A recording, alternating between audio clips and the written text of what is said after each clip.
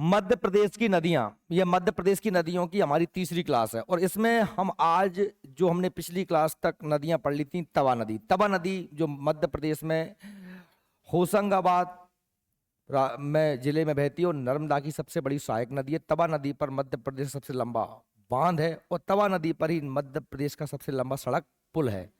तवा नदी किनारे तवानगर और पचमढ़ी जैसे शहर बसे हुए हैं। यहां तक हमने कल पढ़ लिया था। अब तवा नदी के बाद में हम अगली नदियों की बात करेंगे। तो अगली नदी जो हमारी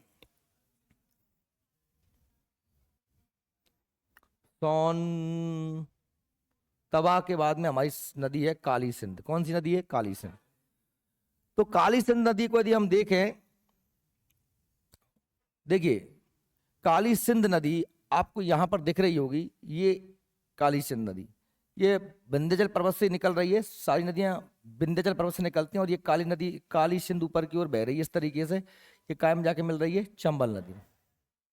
ये काली देख चंबल है, उसी के पास से पार्वती निकलती है, ये भी आके चंबल मिल जाती है। लेकिन हाँ सिंध निकलती है, ये सीधी कायम जाके मिलती है यमुना में। ध्यान रख लेना, सिंध नहीं मिलती है चंबल में, सिंध कायम मिलती है यमुना में। बेतवा भी कायम मिलती है यमुना में, केड भी कायम मिलती है यमुना में। फिर टोंस और सोन दोनों कायम मिलती हैं गंगा में।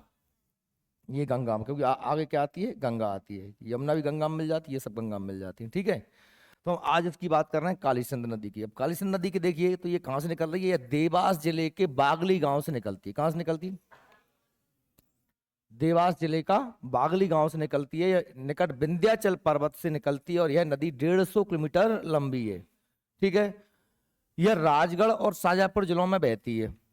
किन किन जिलों में बहती है? राजगढ़ और शाजापुर जिलों में। तो अब हम जब देखते हैं कि नदी के किनारे बसे शहर, तो यहीं से याद हो जाते हैं वो, जहां से नदी बह रही है तो वो शहर के किनारे बसे होंगे। और राजस्थान में चंबल नदी में जाके मिल जाती है। इसके किनारे बसा शहर शहर कौन कौन से हैं? देवास है और सोनकच्छ।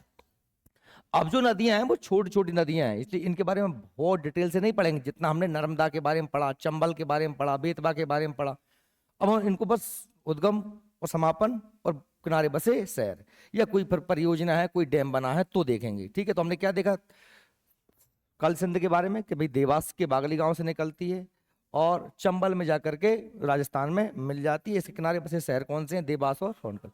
लंबाई भी याद ना हो तो भी चल जाएगा, कोई दिक्कत वाली बात है, लेकिन बड़ी बड़ी नदियों की लंबाई भी याद होनी चाहिए। ठीक है, अ- ये हमारी काली सिंध। अगली नदी कौन सी है? कैन नदी। तो कैन नदी को हमने जैसे मैप में देखा, देखो कैन नदी मध्य प्रदेश के पूरी भाग से निकल रही है। ये मैं कैमूर का पठार है, आपको पता है। यहाँ तक कौन सा है? विंध्याचल पर्वत पर, यहाँ से क्या लग जाता है? कैमूर। कैमूर भांडेर श्रेणी क्या कहते हैं? जैसे कि ये सतपुड़ा है और ये मैकाल श्रेणी, ऐसे ये विंध्याचल, ये कैमूर भांडेर श्रेणी।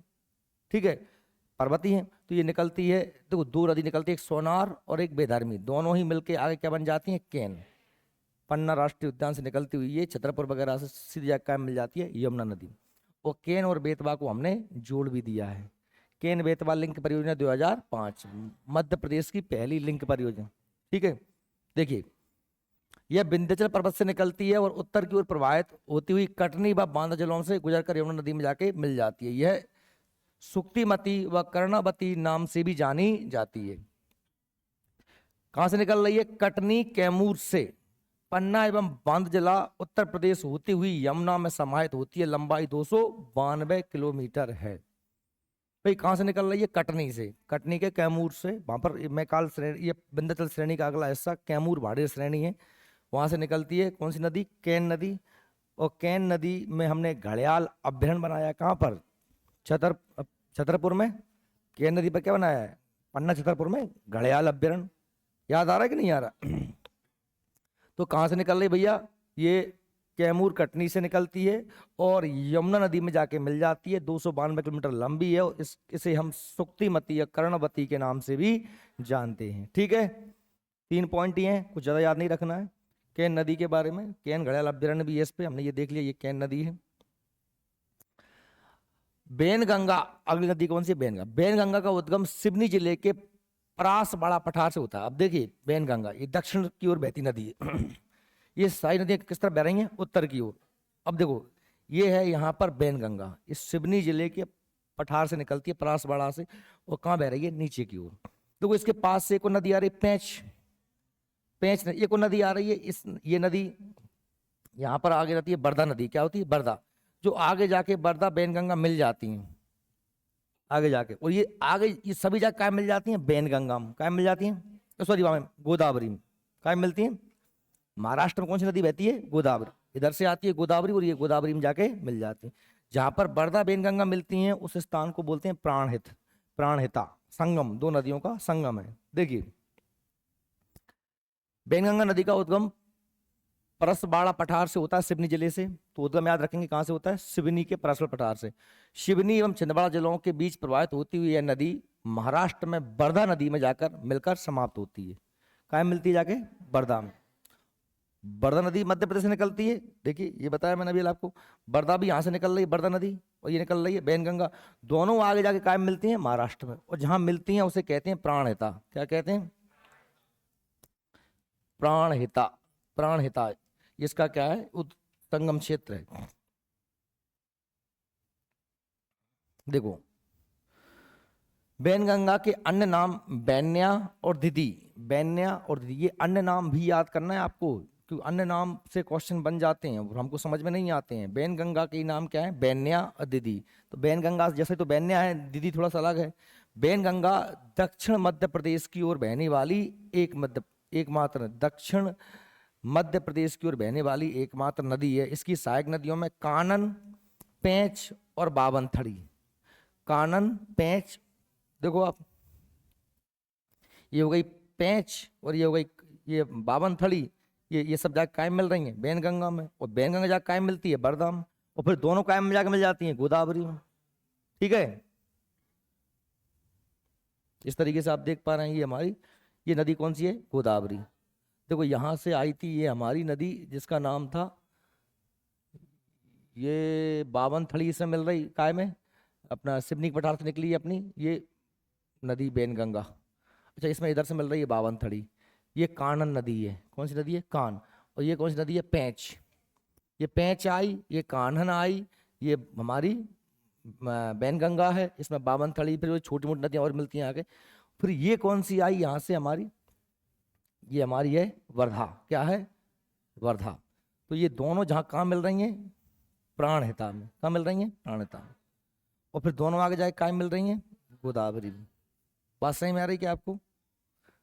सिवनी के परसवाड़ा से निकलती है हमारी कौन सी नदी, बैनगंगा। ये नदी कौन सी हमारी, बैनगंगा, बैनगंगा नहर, संजय गांधी नहर। इसमें फिर मिलती है बावनथड़ी नदी, इसमें बावनथड़ी परियोजना भी बनाई गई है, संजय गांधी परियोजना, राजीव गांधी परियोजना, अलग अलग। फिर इसमें आके मिल रही है कान्हन नदी, ये कान्हन नदी आगे मिली। इसी में फिर क्या मिल रही है, पेंच नदी, पेंच नदी के किनारे पेंच राष्ट्रीय उद्यान, पेंच अभ्यारण्य है ना, पेंच जल विद्युत परियोजना।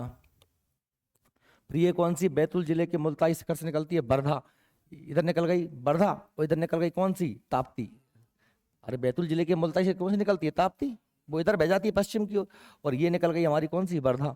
और बरधा और बैनगंगा जहाँ मिली वो किस स्थान, प्राणहिता, और दोनों मिलेंगी काय में, गोदावरी निकलती है महाराष्ट्र के नासिक से, कहाँ से निकलती है, नासिक से। गोदावरी के किनारे त्र्यंबकेश्वर मंदिर है जहाँ पर कुंभ का मेला लगता है 12 साल में एक बार, 4 जगह लगता है भारत में, गोदावरी नदी के किनारे नासिक में, ठीक है, उज्जैन क्षिप्रा नदी किनारे, इलाहाबाद गंगा यमुना के संगम पर, और हरिद्वार गंगा के किनारे, 4 जगह लगता है, पता है ना आपको। ठीक है, देखिए इसकी सहायक नदियों में कानन, पेंच और बावनथड़ी मुख्य हैं, बता दिया मैंने आपको। बैनगंगा नदी को सिवनी की जीवन रेखा कहा जाता है। अंडर, अच्छा आपके नोट्स में लिखा नहीं होगा ये, तो ये आप अलग से लिख सकते हैं, बैनगंगा नदी को सिवनी की जीवन रेखा कहा जाता है। किसे कहा जाता है, बैनगंगा को, ठीक है, सिवनी की जीवन रेखा। अगली नदी हमारी कौन सी आती है, टोंस। टोंस नदी का नाम क्या है एक और, तमसा, क्या नाम है, तमसा, तमसा नदी। अब देखो टोंस को देख लेते हैं अपन, टोंस नदी, ये देखिए ये टोंस नदी, ये कैमूर भांडेर श्रेणी, ये टोंस निकलती सीधी जाके काय मिल रही है, गंगा में, काय मिल रही, देखिए यहाँ से ऊपर से एक नदी आती है, इसका नाम है गंगा, क्या है, गंगा। गंगा में जाके क्या मिल रही है, यमुना, ये इलाहाबाद प्रयागराज में, उसके आगे क्या मिलती है, टोंस, और गंगा में आगे जाके हमारी क्या मिलती है, सोन, क्या मिलती है, सोन, ठीक है ना। देखिए सतना जिले के मैहर से मैहर में, अब मैहर का नाम तो आपने सुना ही होगा, मैहर में माता शारदा का मंदिर है, देखो मैहर दो चीजों के लिए जाना जाता है। मैहर एक जाना जाता है माँ शारदा के मंदिर के लिए, है ना, यहाँ पे आला उदल आज भी पूजा करते हैं, सुना होगा आप लोगों ने। और मैहर एक और जाना जाता है उस्ताद अलाउद्दीन खां की कर्मस्थली के रूप में। उस्ताद अलाउद्दीन खां एक प्रसिद्ध सरोद वादक थे। क्या बताते थे? सरोद। मध्य प्रदेश में मैहर में उस्ताद अलाउद्दीन खां सरोद वादक क्या थे? सरोद। सरोद एक वाद्य यंत्र होता है, सरोद, उसको बजाते थे कौन? उस्ताद अलाउद्दीन खां। तो उस्ताद अलाउद्दीन खां की कर्मस्थली भी क्या है? मैहर। माँ शारदा का मंदिर भी मैहर। और ये क्षेत्र में, इस क्षेत्र में सीमेंट की कारखाने बहुत ज्यादा हैं, क्योंकि यहाँ पर चूना मिलता है। क्या मिलता है? चूना। तो टोंस नदी को हम तमसा नदी भी कहते हैं, और ये सतना जिले के मैहर कैमूर पहाड़ी से इसका उद्गम होता है, तथा रीवा से होकर सिरसा उत्तर प्रदेश के पास गंगा नदी में इसका क्या होता है? समापन। इसकी सहायक नदी क्या है? बीहड़। पता है आपको? तो बीहड़ नदी पर दो बांध हैं। अब तो बीहड़ नदी पर तीन झरने हैं, जिनके जो कौन कौन झरने बताओ? एक है चचाई, दूसरा है केवटी, केवटी, और चौथा दूसरा तीसरा है बहुटी। क्या है? बहुटी। ये तीन झरने किस नदी पर हैं? बीहड़ नदी। जो बीहड़ नदी कौन सी है? बीहड़ नदी जो है टोंस की सहायक नदी है, टोंस में आके मिलती है। कौन सी नदी? बीहड़ नदी। आपको बताया था मैंने, ये जो हमारा रीवा पन्ना का पठार है, इसे हम क्या कहते हैं? प्रपातों का प्रदेश। क्या कहते हैं? प्रपातों का प्रदेश कहते हैं कि नहीं कहते? पढ़ाया था मैंने आपको। प्रपातों का प्रदेश किसे कहते हैं? रीवा पन्ना को पठार, क्योंकि यहाँ पर बहुत ज्यादा झरने हैं। इसे हम विंध्य कगारी क्षेत्र भी कहते हैं। क्या कहते हैं? विंध्य कगारी क्षेत्र। याद आ रहा है कि नहीं आ रहा है? विंध्य कगारी क्षेत्र भी कहते हैं, क्योंकि कगार है। कगार किसे कहते हैं? जहां पर पठार खत्म होता है और मैदान शुरू होता है। मेड़, जैसे एक खेत दूसरे खेत के बीच में मेड़ होती है ना, उसे कगार कहते हैं। यहाँ पर पठार है और यहाँ पर मैदान है, तो बीच का क्षेत्र का कहलाता है कगार, जिससे इसके नाम है। याद आ रहा है क्या कुछ? ये चीजें सब हम पढ़ते जाते हैं, वो पीछे की चीजों को कनेक्ट करते जाते हैं, क्योंकि आगे पाठ और पीछे सपाट ऐसा नहीं होना चाहिए, इसलिए चीजों को जोड़ते हुए पढ़ना चाहिए। तुम तो हर दिन का हर दिन नहीं पढ़ते हो यार। अब मैंने कल नदियां पढ़ा दी थी, वो नदियां सबको याद होंगी क्या? अभी क्वेश्चन पूछे तो हर दिन सब रिकॉर्ड गए, होमवर्क दिया था। नदियों के किनारे बसे शहर के अलग से याद करने पड़ते हैं। भाई अलग से दिए हैं, वो आपकी सुविधा के लिए दे दिए हमने, पर अलग से याद कभी नहीं किए जाते। वो तो पढ़ते, नदी पढ़ते पढ़ते उसके किनारे एक शहर याद हो जाते हैं। अरे नक्शे से साईं, अरे हमको जब पहली पहली प्राथमिकता क्या थी? ईमानदारी सोचना कि हमें पता होना चाहिए नक्शे में कहाँ पे क्या है। अगर किसी व्यक्ति को आप में से ये पता अभी तक नहीं है कि नक्शे में कहाँ कौन सा जिला है, तो फिर वो आगे पढ़ ही नहीं सकता, क्योंकि ये तो हमने सबसे पहले मेहनत तो इसी पे की।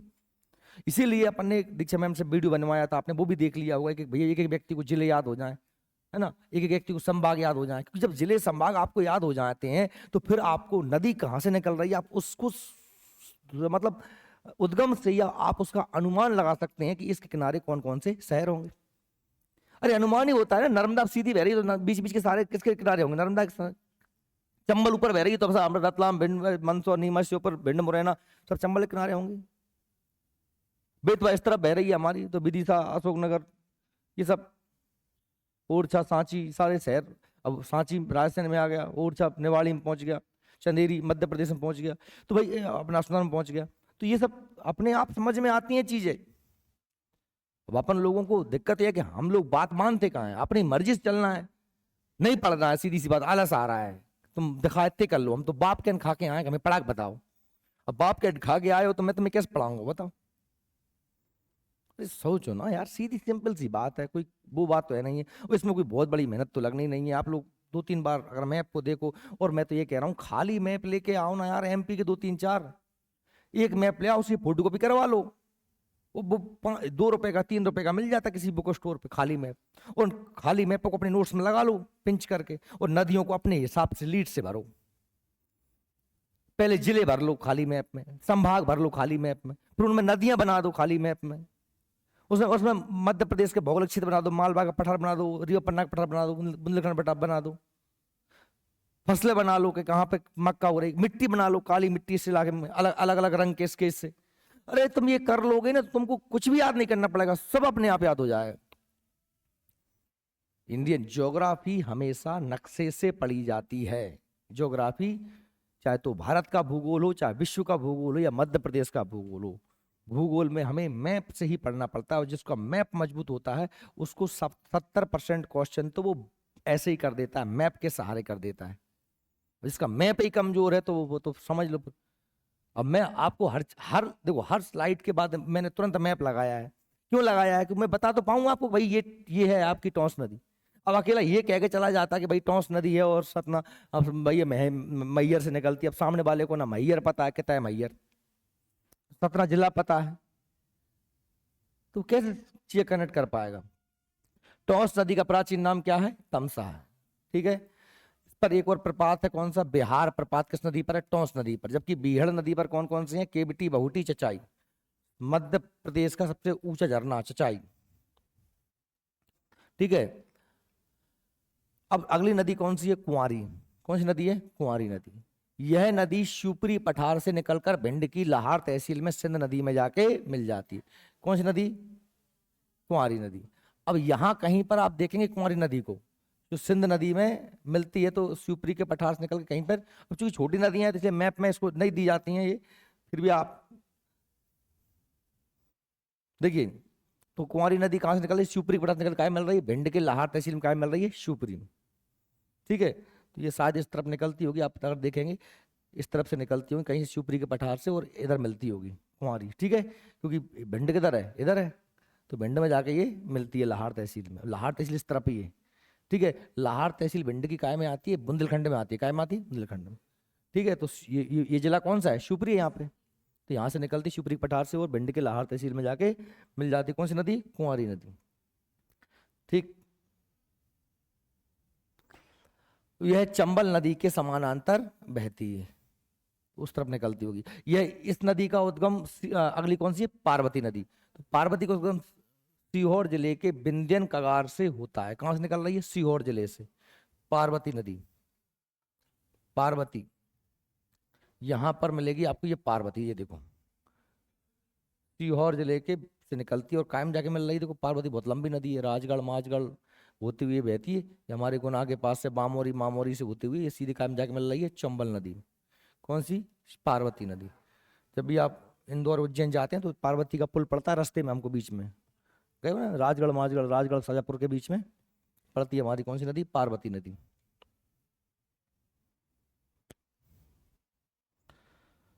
तो यह नदी का उद्गम सीहोर जिले के बिंदन कगार से होता है। यह गुना, चाचौड़ा तहसीलों में 37 किलोमीटर तक प्रवाहित होकर चंबल नदी में जाके मिल जाती है। अब इंपोर्टेंट पॉइंट है, आष्टा, राजगढ़, शाजापुर इसके किनारे बसे हुए शहर हैं। राजगढ़, शाजापुर, आष्टा। राजगढ़, शाजापुर, आष्टा किसके किनारे बसे हुए हैं? पार्वती के किनारे। ठीक है। अगली नदी हम देखते हैं, सिंध नदी। सिंध नदी यह गुना जिले में सिरोंज के निकट निकलती है। कहाँ निकलती है? देखो, अब सिंध नदी कहाँ निकल रही है? ये हमारा, ये शिवपुरी है, ये गुना है, और ये अशोकनगर है। अब ये आ गया हमारा, यहाँ से क्या लग गया? विदिशा। तो विदिशा में क्या है? सिरोंज। अपने पास में ये सिरोंज है ना, सिरोंज से निकलती है ये नदी, और ये आगे बहती हुई इस तरीके से सिरोंज से निकल के सिंध, अब ये काय में आ गई? गुना। ये अपने पगारा होते हुए कायम चली जाएगी शिवपुरी। शिवपुरी में इसमें बांध बनाया गया, अटल सागर, है ना। और फिर शिवपुरी से ग्वालियर, भिंड होते हुए सीधी कायम जाके मिल गई उत्तर प्रदेश में यमुना। ये गई है अपनी सिंध नदी। पगारा का पुल तो देखा होगा ना सबने, पगारा से सीधी निकल के चली गई, ये एंटर हो गई सीधी कायम है शिवपुरी में। ठीक। तो ये हमारी आगे है गुना जिले में सिरोंज। अब गुना जिला नहीं है, सिरोंज काय में आता है? विदिशा में आता है। काय में? विदिशा। विदिशा जिले में, ये सब किताबों में गलती दिया रहता है। विदिशा जिले में सिरोंज से निकलती है नदी, और गुना, शिवपुरी, दतिया, भिंड में बहती हुई, गुना, शिवपुरी, दतिया, भिंड में बहती हुई है इटावा जिले के पास उत्तर प्रदेश में चंबल नदी में जाके, चंबल में नहीं, काय मिलती है? यमुना में। सही करना, काय मिलती है आगे? यमुना में मिलती है। काय मिलती है? यमुना में। ठीक है। याद रखना, सिंध काय में मिलती है? यमुना में जाके मिलती है। सिरोंज से निकलती है, यमुना में जाके मिल जाती है। शिवपुरी वगैरह, दतिया, भिंड इसके किनारे बसे हुए शहर हैं। अगली नदी कौन सी है? गार नदी। गार नदी है सिवनी जिले में लखना स्थान से निकलकर कोयले की सकरी घाटी से प्रवाहित होती है या उत्तर की ओर प्रवाहित होकर नर्मदा नदी में बाएं किनारे में जाके मिल जाती है। अब देखो नर्मदा नदी ये जा रही है, इसका ये किनारा कौन सा होगा? बायां। तो ये कौन सा किनारा है? दायां। तो मतलब ये सतपुड़ा पर्वत से निकलती है। अब इधर देखोगे आप इसको, गार, शक्कर, दूधी, तवा, ये सब किसकी नदियां हैं? ये। तो इस तरफ की जो नदियां हैं वो कहलाती हैं बाएं किनारे की नदियां, जो काश निकलती हैं सतपुड़ा, काश निकलती हैं सतपुड़ा से। और जो इस तरफ से मिलती हैं वो कहलाती हैं दाएं किनारे की, काश निकलती हैं विंध्याचल से। और मध्य प्रदेश में सबसे नदियां किससे मिलती हैं? 41 नदियां नर्मदा में मिलती हैं। ठीक है। तो गार, शक्कर, दूधी, हिरनी, चंद्रकेसर, ये सब नदियां काय की सहायक नदियां हैं? नर्मदा की सहायक नदियां हैं। ठीक है। यह नदी सिवनी जिले से निकलती है, लखना स्थान में निकलकर कोयले की सकरी घाटी से प्रवाहित होती है या उत्तर की ओर प्रवाहित होकर नर्मदा नदी में बाएं किनारे से जाकर मिल जाती है। कौन सी? अब इसमें इतना याद रख लेना, मत लगाओ दिमाग, कि गार नर्मदा की सहायक नदी है। क्या है? गार नर्मदा की सहायक नदी। और ज्यादा दिमाग लगाने का आवश्यकता आपको नहीं। और शक्कर भी अगली नदी, छोटी तवा, शक्कर, तवा, ये सब किस सहायक नदी है? नर्मदा की। यह नदी बैतूल जिले में आवना और सुक्ता नदियों से मिलकर बनती है। और खानदेश किसका पुराना नाम है? बुरहानपुर का। वह बुरहानपुर होती हुई खंडवा के पास उत्तर में अबना में जाकर के मिल जाती है, छोटी तवा। और फिर शक्कर, यह नर्मदा की बाईं ओर की सहायक नदी है, बाईं से सतप्लास निकल रही। कौन सी नदी? शक्कर। इसका उद्गम छिंदवाड़ा जिले के अमरवाड़ा में 18 किलोमीटर उत्तर में हुआ है। यह सतपुड़ा महाखड्ड कोयला क्षेत्र को पार करके नर्मदा नदी में मिल जाती है। शक्कर भी किस सहायक नदी है? नर्मदा की सहायक नदी है। ठीक है। ये तवा मिलती है इधर, कहीं शक्कर मिल रही होगी छिंदवाड़ा। अब छिंदवाड़ा इधर रहेगा तो यहाँ से मिलती होगी छिंदवाड़ा, बाएं किनारे से मिलती है शक्कर। अगली है बरधा। तो बरधा मैंने बता दिया, बरधा कायम जाके मिलती है, बरधा में जाके मिल जाती है बेनगंगा। वो क्या कहलाता है? प्राणहिता। ठीक है। यह बरधा बताया था, बरधा मुल्ताई के उत्तर पूर्व में बर्धन शिखर से मिलते, बताया था। बैतूल जिले के मुल्ताई से दो नदी निकलती हैं, ताप्ती पश्चिम की ओर बहती है, बरधा दक्षिण की ओर बहती। तो मुल्ताई के उत्तर पूर्व में बर्धन शिखर से 811 मीटर से निकलकर महाराष्ट्र में बेनगंगा में मिल जाती है। कौन सी? बरधा। और बरधई में कौन सी जाके मिलती है? बेनगंगा।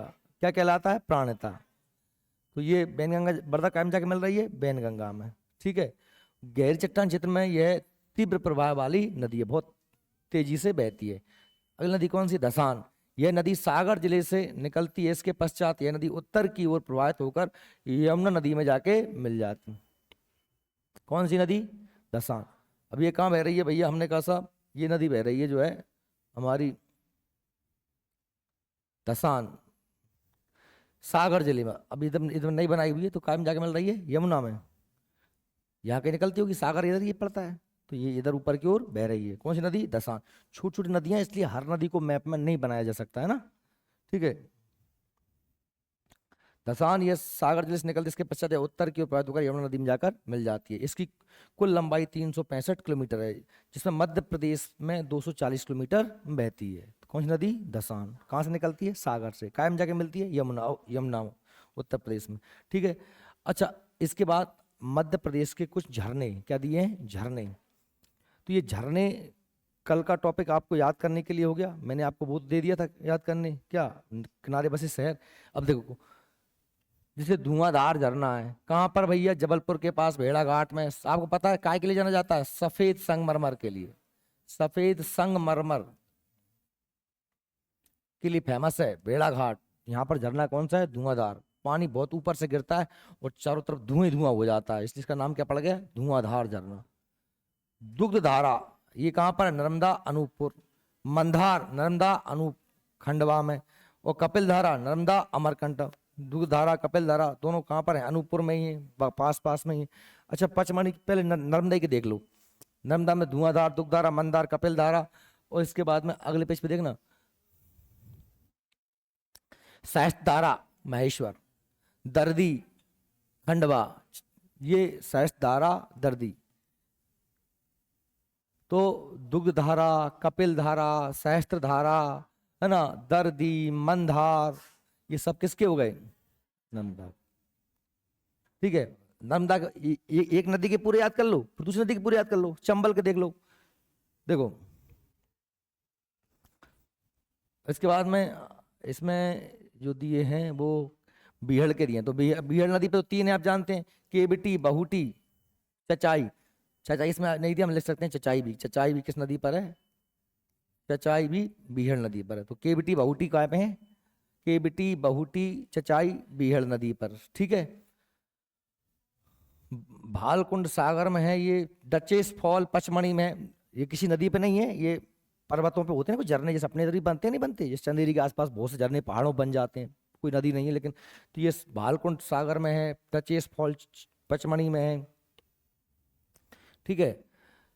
आप देखेंगे ये चचाई दिया है, बीहड़ पर है।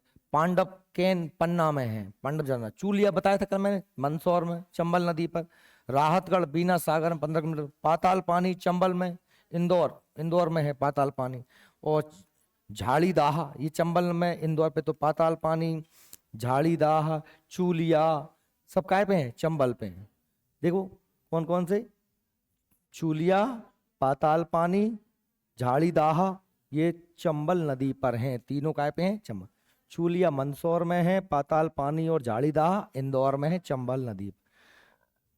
शंकर खो जामनेर में है। अप्सरा, देखो डचेस फॉल, डचेस फॉल, अप्सरा, रजत, ये तीन कहाँ है? पचमणी में। डचेस फॉल, अप्सरा, रजत पचमणी में है। पचमणी हिल स्टेशन है, पहाड़ है तो झरने तो होंगे पक्के में, है ना। केदारनाथ अरावली श्रृंखला में उधर पड़ता है। पूर्वा रीवा के निकट है बेलोड़ी, रीवा नदी के निकट, रीवा के निकट है बेलोड़ी। अब देखो एक नदी रह गई, बताओ कौन सी रह गई? माही नदी रह गई। कौन सी नदी रह गई? माही नदी रह गई। इसको अपन ने इसमें नोट्स में दिया कि नहीं दिया आपके में? देखो ये है, एक नदी रह गई माही। ये नदी है ना माही, इसके बारे में लिख लो आप, इसके बारे में लिख लो।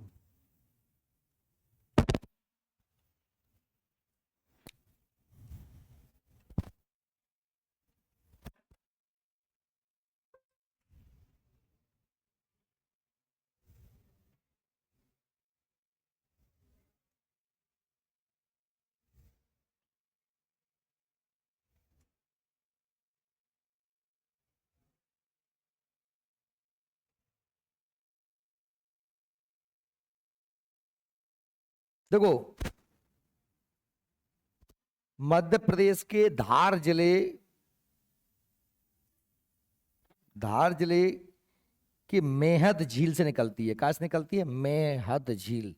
जिला कौन सा है? धार।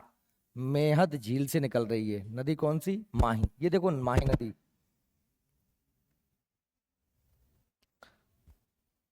ये मध्य प्रदेश, देखो मध्य प्रदेश से निकलती धार से, एंटर कायम होती है राजस्थान में, और फिर ये राजस्थान से बहती है नीचे और कहाँ पहुंच जाती है? गुजरात में। तो ये लिख लेना कि मध्य प्रदेश, राजस्थान, गुजरात में बहती हुई खंबात की खाड़ी में गिरती है। कायम गिरती है गुजरात में, खंबात की खाड़ी में, खंबात की खाड़ी में, खंबात की खाड़ी में गिरती है। कुल लंबाई इसकी लंबाई जो है 585 किलोमीटर है, और एमपी में बहती है। हमारे एमपी में ये जो बहती है 158 किलोमीटर। कितनी बहती है? 158 किलोमीटर। ये लिख लेना पॉइंट। और इसके बारे में एक पॉइंट और लिखना है।